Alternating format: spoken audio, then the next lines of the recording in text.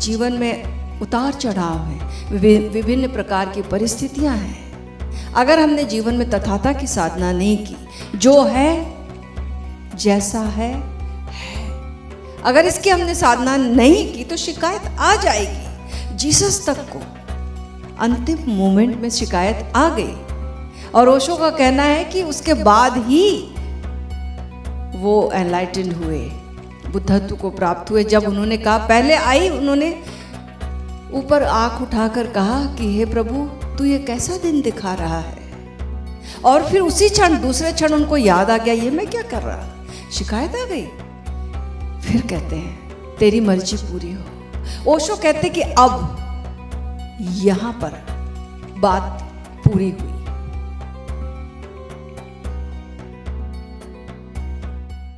धर्म के साधना के सूत्र का क्लाइमेक्स तथाता है। आप कितनी भी होश की साधना कर लो, बहुत सुंदर बात है। जागरूकता की साधना कर लो, बहुत अच्छी बात है। इससे सुंदर कुछ हो ही नहीं सकता, इसके बिना कुछ नहीं हो सकता। लेकिन एक और चीज है जिसके बिना कुछ नहीं हो सकता। सारी जागरूकता एक क्षण में, पल भर में अंधेरे में बदल जाती है, क्योंकि जीवन है, जीवन में उतार चढ़ाव है, विभिन्न प्रकार की परिस्थितियां हैं। अगर हमने जीवन में तथाता की साधना नहीं की, जो है जैसा है, अगर इसकी हमने साधना नहीं की तो शिकायत आ जाएगी। जीसस तक को अंतिम मोमेंट में शिकायत आ गई और ओशो का कहना है कि उसके बाद ही वो एनलाइटेंड हुए, बुद्धत्व को प्राप्त हुए। जब उन्होंने कहा, पहले आई, उन्होंने ऊपर आंख उठाकर कहा कि हे प्रभु, तू ये कैसा दिन दिखा रहा है। और फिर उसी क्षण, दूसरे क्षण उनको याद आ गया, ये मैं क्या कर रहा, शिकायत आ गई। फिर कहते हैं तेरी मर्जी पूरी हो, हे प्रभु तेरी मर्जी पूरी हो। ओशो कहते कि अब यहां पर बात पूरी हुई। यहां पर उन्होंने अपने जो मंजिल है उसको छुआ, एनलाइटनमेंट यहां घटित हुआ। तो तथाता जब तक जीवन में ना हो तो किसी भी क्षण हम शिकायत में फंस सकते हैं, और शिकायत हमें बांधती है, हम मुक्त नहीं हो सकते। और अगर हमने तथाता की साधना कर ली तो हम जीवन मुक्त होकर जी सकते हैं, इसी संसार में रहकर निर्वाण में जी सकते हैं। हमें वो दृष्टि प्राप्त हो जाती है, वो समझ विकसित हो जाती है। तो एक्सेप्टेंस क्लाइमेक्स है। भक्त कहता है कि तेरी, हे प्रभु तू जैसा रखे। भक्ति है ना, दास भक्ति, दास भक्ति, कांता भक्ति। दास भक्ति में है कि स्वामी तुम मेरे स्वामी हो, तुम मेरे मालिक हो, तुम जो खिलाओगे, जैसे रखोगे वैसे मैं रहूँगा। कांता भक्ति, मैं समर्पित हूँ, पूरा आपको समर्पित हूँ, तेरी मर्जी जैसा तू रखे। तो ये भक्ति के प्रकार हैं जिसमें कि समर्पण। तो जिसको समर्पण भक्त कह रहा है उसको भगवान बुद्ध तथाता कह रहे हैं, सचनेस। जीवन नियमों से चलता है, जैसा घटित हो रहा है ऐसा तथ्य देखना और उसका स्वीकार। ऐसा है, ऐसा होना चाहिए नहीं, ऐसा है। अगर ये देखने की कला आ गई और उसमें जीने की कला आ गई तो बात बन गई।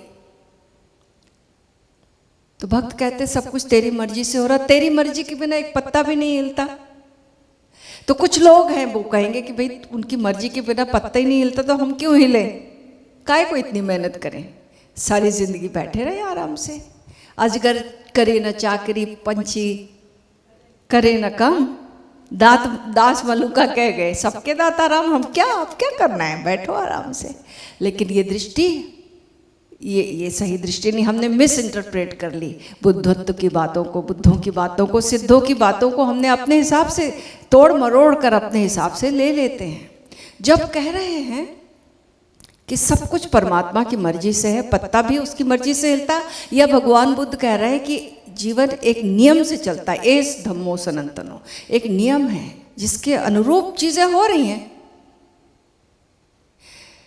तो इसका ये मतलब नहीं है कि हम प्रयास ना करें। हमारे जिंदगी में जीने में हमारे कुछ उद्देश्य होंगे और जब तक उद्देश्य को पूरा करने के लिए हम श्रम नहीं करेंगे, प्रयास नहीं करेंगे, तो बात कैसे बनेगी? परमात्मा उसी के सहायक होते हैं जो खुद की सहायता करते हैं। राम सहायक उन्हीं के होते हैं जो खुद के सहायक होते हैं, है ना। तो अगर हमने प्रयास नहीं किया तो राम सहायता नहीं कर सकते। हमें प्रयास करना है। कब तक प्रयास करना? 100%। कब तक करना है? जब तक कि हमारे सामने उद्देश्य है। जब वो पूरा हुआ, अब फल की प्रतीक्षा करना है। और फल जब आया, अब यहां पर एक्सेप्टेंस, यहां पर स्वीकार करना है। पहले स्वीकार करके मत बैठो, पहले तो पूरा प्रयास करो, पूरी पूरी पूरी अपनी लगन, छूने दो आकाश को। लेकिन जब फल आया, फल कई बातों पे निर्भर करता है, बहुत सारे फैक्टर्स हैं जिस पर फल निर्भर करता है। तो अब स्वीकार करनी, यहाँ ये दृष्टि चाहिए, अब तेरी मर्जी जैसी है ऐसा है तथ्य। अगर भक्त हो तो बोलोगे ऐसा ही है, तेरी मर्जी यही है, तो मुझे ये स्वीकार है। तुझे जो अच्छा लगे वो मुझे अच्छा है। और तुम अगर ज्ञानी हो तो बोलोगे, ज्ञान के मार्ग पे हो तो बोलोगे अब हम स्वीकार करते हैं। अब फल का एक्सेप्टेंस, अब फल आते ही तो पास्ट हो गया ना। अब पास्ट में क्या जियोगे? अब फिर प्रयास करोगे, दूसरी चीज फिर से एक कदम उठाओगे। तो इस तरीके से जिंदगी चलती रहती है। एक समाधान आता है, दूसरी समस्या फिर ले आता है, ऐसे जिंदगी चलती रहती है और हम हमेशा प्रयास करते रहते हैं। लेकिन जब हमें एक बात समझ में आती है, फल का स्वीकार तब होने लगता है। कैसे? हम देखते हैं कि सांस हमारी अपने आप चल रही, क्या हम एक सांस भी ले सकते हैं? एक भी सांस आप ले सकते हो अपनी मर्जी से? पूछो अपने आप से, एक भी सांस नहीं ले सकते ना? नहीं ले सकते। ये दिल धड़क रहा, कैसे धड़क रहा? कौन धड़का रहा? हम धड़का रहे क्या? नहीं धड़का सकते। खाना पच रहा, कौन पचा रहा है भाई? खून बन रहा है। क्या क्या हो रहा है इस छोटी सी शरीर में? कितनी बड़ी फैक्ट्री है जिसकी की कल्पना नहीं है अपने को। ये कौन कर रहा है? हो रही है चीजें। अगर हम थोड़ी सी संवेदनशीलता बढ़ाएं, जागरूकता बढ़ाएं, तो चीजें हो रही हैं, घटित हो रही हैं, इसकी समझ पैदा होने लगती है। और बाहर देखेंगे, रोज सुबह सूरज उगाता, कभी लेट नहीं होता। अपने टाइम पे जब सूर्योदय का समय है, जिस हिसाब से उसी समय आना है, उसे ऋतुएं बदल जाती हैं, रात होता है, दिन होती है, सब चीज़ें अपने, तारे घूम रहे हैं, चांद घूम रहा है, पृथ्वी घूम रही है, सब कुछ घूम रहा है अपनी लय में, सब कुछ हो रहा है। कौन कर रहा है ये? हमारे वश की तो बात नहीं है। तो ये किसी अज्ञात शक्ति के द्वारा हो रहा है, ये दिखने लगता है। और जब ये इतने बड़े बड़े काम वो संभाले हुए हैं, और इतना ये शरीर जो कि भीतर अदृश्य, जो कि इतना काम चल रहा है, उसकी मर्जी से, उसकी मौजूदगी में, उसके कारण हो रहा है, ये जब समझ पैदा होती है तो हम कोई भी काम कर रहे हैं, हम दुकान चला रहे हैं तो लगता है कि हम दुकान चला रहे हैं, हमारी बुद्धि, इसलिए हमने बिजनेस हमने बढ़ाया, हमने ये किया, हम ये सच सोच सकते हैं। लेकिन ये बुद्धि किसने दी? भैंस के पास तो नहीं है बुद्धि, भैंस को बुद्धि नहीं दी, हमें बुद्धि दी। तो कहाँ से आई वो बुद्धि? तो यहाँ कौन सा कर्ता भाव आ जाएगा? कराने वाला तो वही है। ऐसे अकर्म की, अकर्ता भाव की शुरुआत हो जाती है। और अकर्ता भाव आया, अकर्म में हम जीने लगे, तो तथाता तो घटित हो ही गया। फिर जीवन में कौन सा तनाव है फिर? तो ये सर्वोच्च शिखर है साधना का। और उपलब्धि भी तथाता है, साधना भी तथाता है। याद रखना, सबसे बड़ी चीज है तथाता की उपलब्धि। इसके बिना समाधि घटित नहीं हो सकती। इसके बिना हम आत्मस्मरण में नहीं जी सकते। पल दो पल को हमने होश साध लिया, उससे कुछ भी नहीं होने वाला। किस क्षण आपकी मृत्यु आने वाली, अल्टीमेट परीक्षा। जब हमने छोटी छोटी बातों को अगर हमने जीना नहीं सीखा, एक्सेप्टेंस करना नहीं सीखा उसका, तो ये इसी का तो सार निचोड़ मृत्यु के समय हमारे सामने प्रकट होगा। और जीवन तो किसी को, मृत्यु तो किसी को, सबके साथ एक सा व्यवहार करती है। वहाँ कुछ भी भेदभाव नहीं है ना। तो सबके सामने कमोबेश एक सी ही परिस्थिति आएगी मृत्यु के सामने। तो तथाता जीवन के लिए है, तथाता मृत्यु के लिए है, तथाता अमृत के लिए है, तथाता मुक्ति के लिए है, तथाता जीने की कला के लिए भी है। सब कुछ के लिए तथाता। एक मास्टर की अगर खोजे धर्म की तो वो है तथाता। एक बार की बात है, एक सम्राट के एक वजीर था और वो जब कुछ भी कोई भी घटना हो तो वो कहता था जो हुआ अच्छा हुआ, वो कहता था जो हुआ अच्छा हुआ। सम्राट को चिढ़ भी लगती थी कि कुछ भी हो, ऑड्स भी आए, कुछ भी घटना घटे, वो बोलता जो हुआ अच्छा हुआ। अब एक बार की बात है, उसको सहना पड़ता था उसको, क्योंकि बड़ा इंटेलिजेंट था वो, उसकी प्रतिभा कुछ आकाश को छूती थी और बहुत ही निष्ठा उसकी थी, लंबे समय से उसके पास वो इसलिए था। सहना पड़ता था, उसकी नापसंद होते हुए भी ये बात को हमेशा सहना पड़ता था। एक बार की बात है, राजा जो है शिकार को गया, शिकार को गया, बड़ा अच्छा उसे कोई शिकार दिखा और उतावलेपन में उसने अब धनुष को प्रत्यंचा चढ़ाई और एकदम से फिसल गया हाथ और उंगली कट गई। लौटना पड़ा, वापस महल को लौटा तो वजीर मिला।